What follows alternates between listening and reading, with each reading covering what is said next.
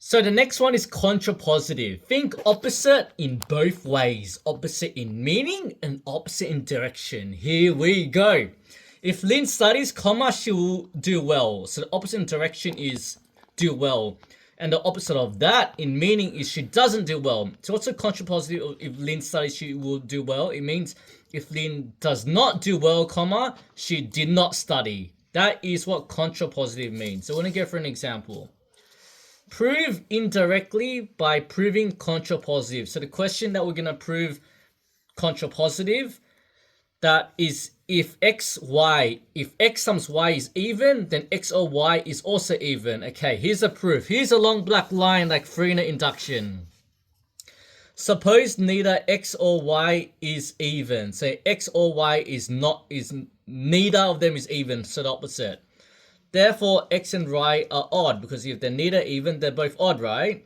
Now, what do we know about odd terms? It's 2 times any integer plus 1. So we're going to let x equals to 2k plus 1 and y equals to 2l plus 1, where k and l are integers. Doesn't have to be positive, it can be negative too, as long as they're integers. Now, therefore, if we times it together, 2k plus 1 times 2l plus 1, 2k times 2l is 4kl, 2k times plus 1 is 2k, 1 times 2l is 2l, 1 times 1 is 1.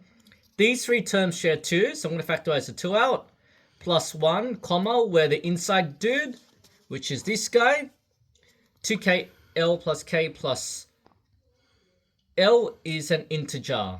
So since this is in the form of this, therefore xy is odd, because 2 times integer plus 1 is odd, right?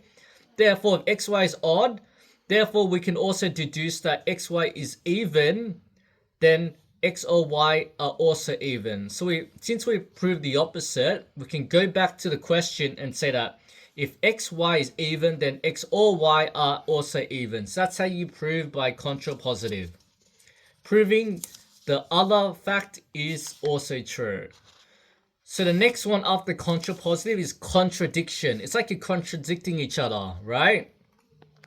So let's say a question is prove log base 37 is irrational. Big long black line. So we're going to prove that log base 37 equals to p over q. P over q means obviously it's an integer, right? It's a multiple. So let's say we're proving that log base 37 equals to p over q, which is an integer, where p and q are also each integers. Therefore, the cute rule, the cute guy rule, remember? The cutest guy, which is 3 to the power of p over q equals to 7. We're going to brackets both sides in the next step. We're going to brackets both sides to the power of q. This get rid of q. Then this will be 7 to the power of q. Now look here. I'm going to manipulate this right-hand side. 7 to the power of 1 times 7 to the power of q minus 1 equals to imaginary 1, because 1 plus q minus 1 is also q. Now, in the next step, it's the same thing without the 1, but therefore, as you can see here, 7 is a factor of 3 to the power p, since we factorize the 7.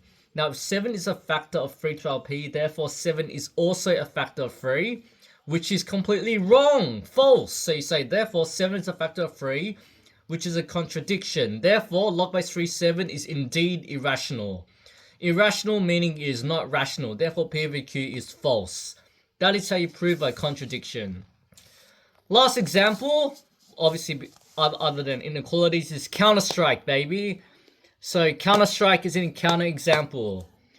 We're going to prove this statement is false through counter example. So we're going to prove that for all, this sign means for all, you'll learn this in uni, but for all x, for all any x that is a positive integer, since z is an integer. So for all x that's a positive integer, 8x plus 5 is a prime. So that's what we're going to prove false. Now, we're going to start with any integer, positive integer. So let's say x equals to, now if you can see there, I did 3. 8 times 3 is 24 plus 5 is 29. That's a prime. So instead of 3, I overwrote it with 2. So if you let x equals 2, 8 times 2 plus 5, 16 plus 5 is 21. 21 it has factors of 3 and 7. So you can say, therefore, it's not prime. Most teachers won't write this step here, but it's important you write this step. So it proves to you, and it proves to the marker that you know that 21 has factors. In this case, 3 or 7, doesn't matter.